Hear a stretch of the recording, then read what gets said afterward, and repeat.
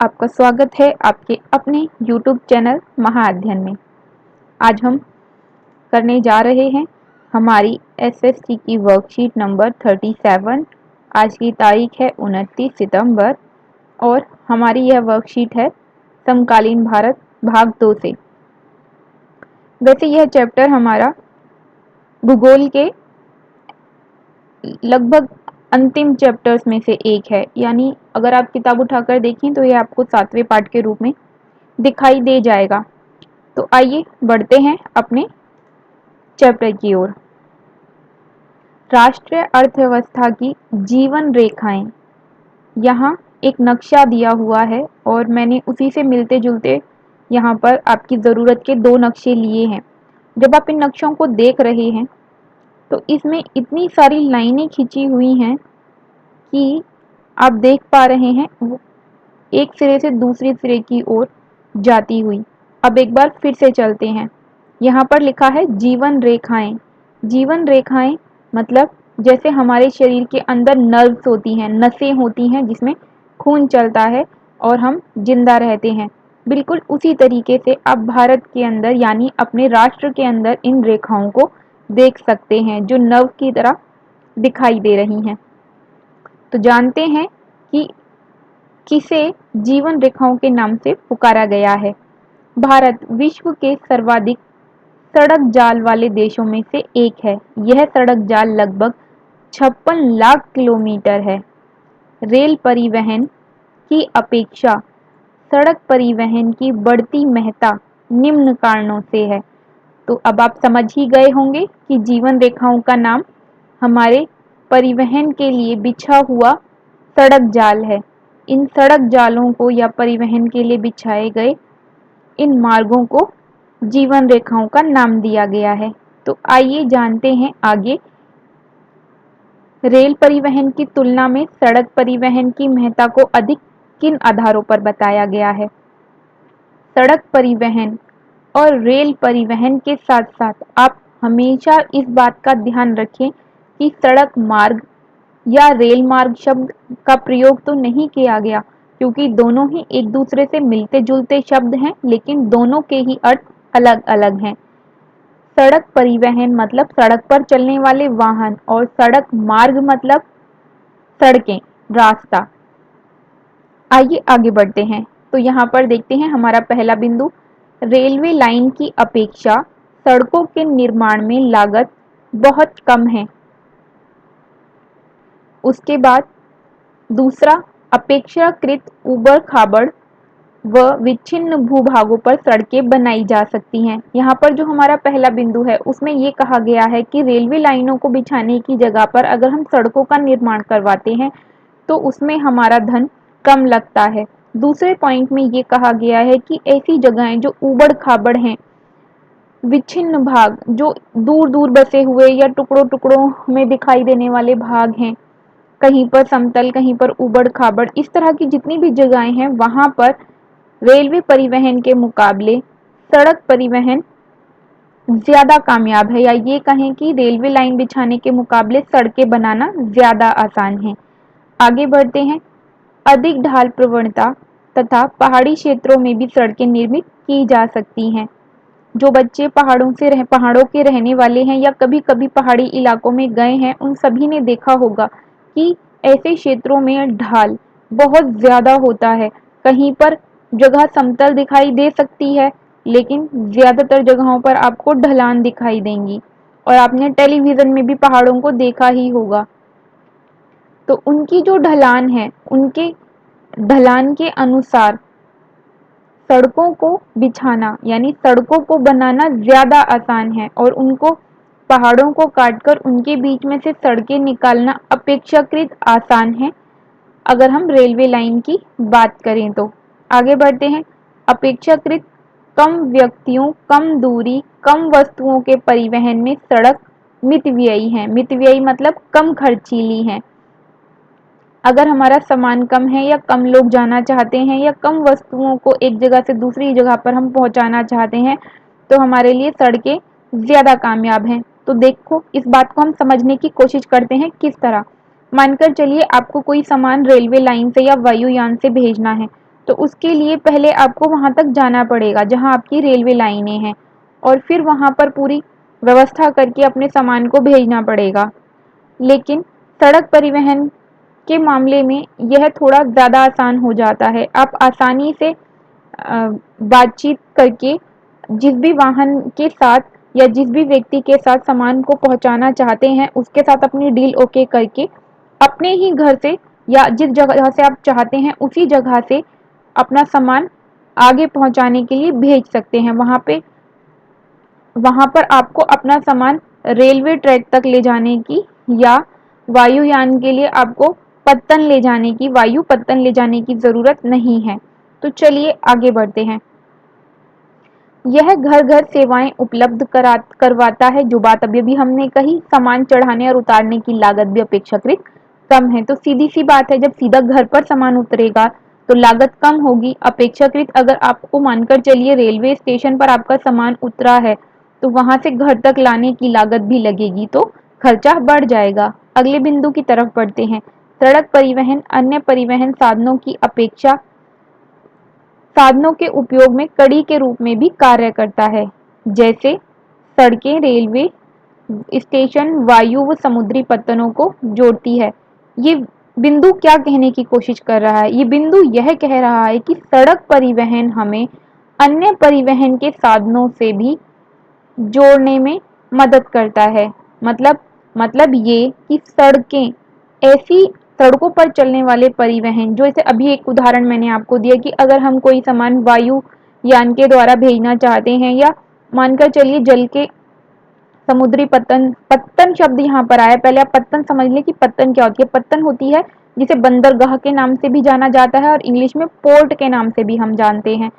तो ये होती क्या है? ये वो जगह होती हैं जहाँ पर बहुत सारा सामान इकट्ठा किया जाता है और उसे एक जगह से दूसरी जगह, स्पेशली विदेशों में भेजना है और वहाँ से कोई सामान मंगाना है, तब हम इनका इस्तेमाल करते हैं।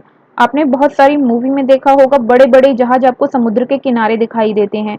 वो जहाज जहाँ रुकते हैं वो बंदरगाहें होती हैं, यानी पोर्ट होते हैं, पत्तन होती हैं। तो आगे बढ़ते हैं, एक बार दोबारा से इस बिंदु को एक बार समझने की कोशिश करते हैं। यहाँ पर ये कहा गया है कि अगर हमें रेल से अपना कोई सामान भेजना है या वायु और समुद्री पत्तन के जरिए से हमें अपना कोई सामान भेजना है, तो वहां तक भी अपना सामान पहुंचाने के लिए हमें सड़कों की मदद लेनी होगी। यहाँ पर लिखा है कि सड़कें सड़कें रेलवे स्टेशन वायु व समुद्र पत्तनों को आपस में जोड़ती हैं। कौन जोड़ती हैं? सड़कें जोड़ती हैं। सड़कों के जरिए हम अपना सामान वहां से वहां तक ले जाते हैं और फिर आगे भेजते हैं। यहाँ पर दो नक्शे दिए गए हैं। हम अपनी वर्कशीट में आगे बढ़े उससे पहले मैं आपको यहाँ पर कुछ चीजें दिखाना चाहती हूँ। यहाँ पर लिखा है NH, नेशनल हाईवे, राष्ट्रीय राजमार्ग, और यहाँ पर भी वही लिखा है। तो ये आप इस वाले इसको अगर आप देखेंगे इसको, तो इसमें आप देखिए रेड कलर की लाइन जो यहाँ श्रीनगर से शुरू होकर आपको कन्याकुमारी तक दिखाई दे रही है, और यहाँ पर थोड़ा सा यहाँ पर कोची तक भी आई है, और यहाँ पर आपको येलो लाइन दिखाई दे रही है जो यहाँ मुंबई से गांधीनगर से होते हुए दिल्ली, और दिल्ली से लखनऊ पटना सब जगह से होते हुए कोलकाता, और कोलकाता से होते हुए यहाँ सर आप धीरे धीरे देखते हो चेन्नई तक आती है। ठीक, चेन्नई, मुंबई, दिल्ली और कोलकाता। आप अगर चारों जगहों को ठीक से देखेंगे तो पीली लाइनों से एक चतुर्भुज बन गया है, चार भुजाएं वाला चतुर्भुज होता है। इसका नाम है स्वर्णिम चतुर्भुज। आइए कुछ और बातें जानते हैं अपनी वर्कशीट के साथ और वापसी करेंगे दोबारा से एक बार अपने नक्शे पर कि यह बात हम कर क्यों रहे हैं।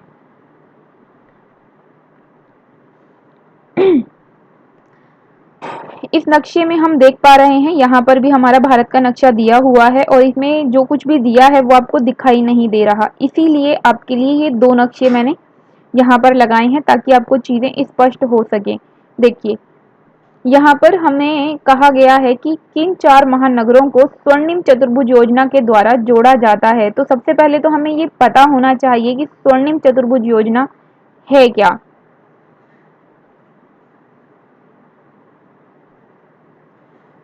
ये जो आपको सड़कें दिखाई दे रही हैं जो मुंबई से दिल्ली और दिल्ली से कोलकाता और कोलकाता से चेन्नई की दिखाई दे रही हैं, इसे हम स्वर्णिम चतुर्भुज योजना कहते हैं। अगर आपसे पूछा जाए स्वर्णिम चतुर्भुज योजना है क्या, तो स्वर्णिम चतुर्भुज योजना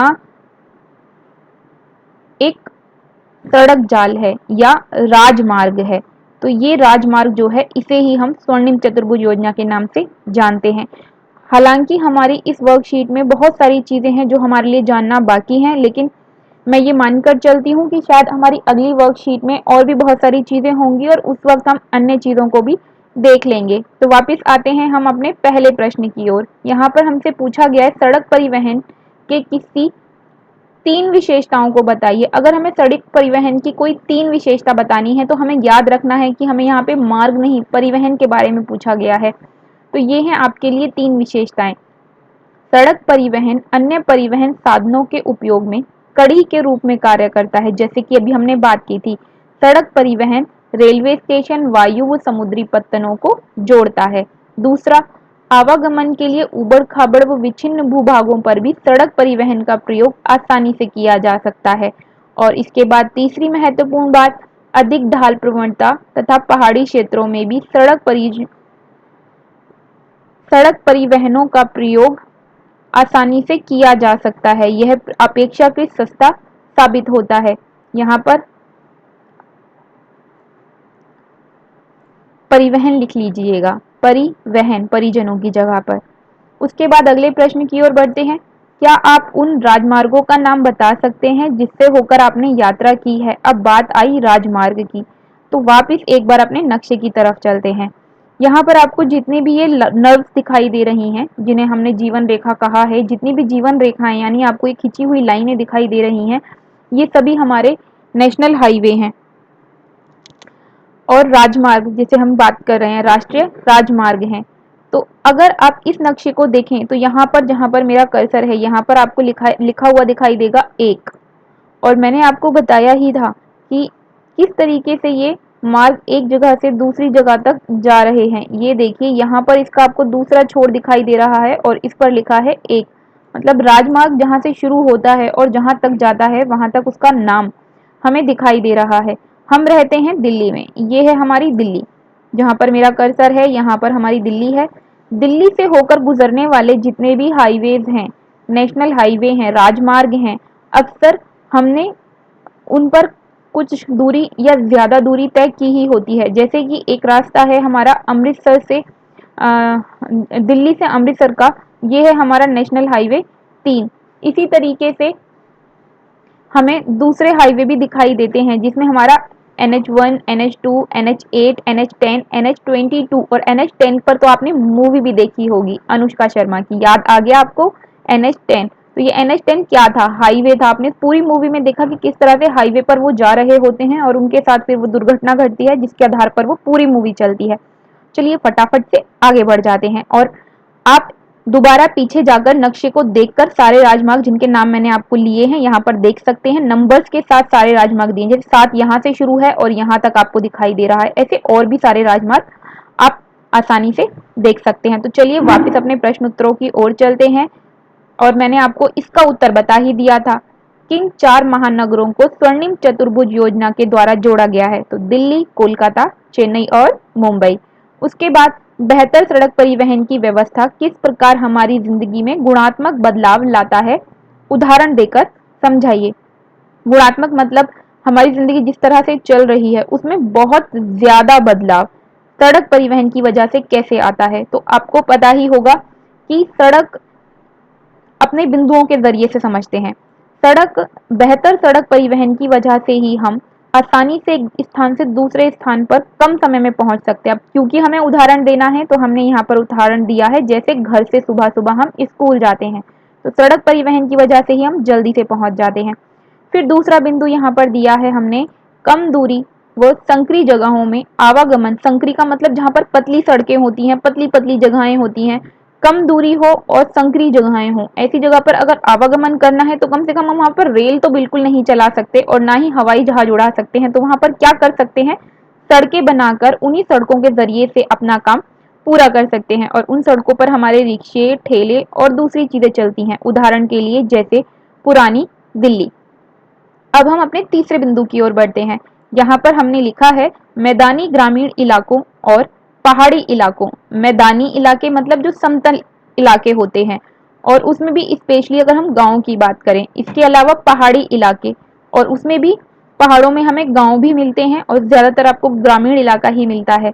दो क्षेत्रों को जोड़ने के लिए सड़क परिवहन गुणात्मक भूमिका निभाते हैं। मतलब चाहे मैदानी ग्रामीण इलाके हों या पहाड़ी ग्रामीण इलाके हों, दोनों ही जगहों पर परिवहन गुणात्मक भूमिका निभाते हैं। कौन से? सड़क परिवहन, क्योंकि ये वो जगहें हैं जहां पर आसानी से दो क्षेत्रों को जोड़ा जाता है, और इसमें सबसे ज़्यादा लाभ हमें, या इनकी सबसे ज़्यादा ज़रूरत हमें तब होती है जब चिकित्सा की, शिक्षा की, राशन की आदि की बात हो।